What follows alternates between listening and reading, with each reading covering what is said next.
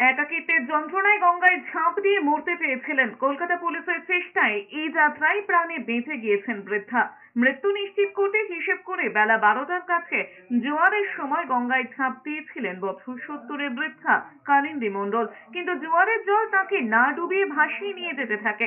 শেষ পর্যন্ত কলকাতা পুলিশের স্পিড বোট বৃদ্ধাকে উদ্ধার করে। বুধবার বেলা থেকে কলকাতার নর্থ পোর্ট থানায় যায় এক মহিলা গঙ্গায় ভেসে যাচ্ছেন। এরপরে ইন্সপেক্টর ইন্দ্রনারায়ণ চৌধুরী বিপর্যয় মোকাবেলা বাহিনীর 2 কর্মীকে নিয়ে গঙ্গায় উদ্ধার কাজে নামেন। এরপর লাইফ রিং ছুড়ে ওই বৃদ্ধাকে উদ্ধার করা হয়। বেঁচে যাওয়ার পর স্পিড বোটে বসে কান্নায় ভেঙে পড়েছেন কালিন্দে।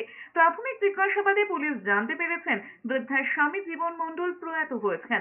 সল্টলেকে এক চিকিৎসকের বাড়িতে পরিচারিকার কাজ করতেন, কিন্তু বয়সের ভারের শারীরিক অক্ষমতা এবং একাকিত্ব তাঁকে মানসিকভাবে বিপর্যস্ত করে তোলে। তা থেকে মুক্তি পেতে আত্মহত্যার সিদ্ধান্ত নেন তিনি।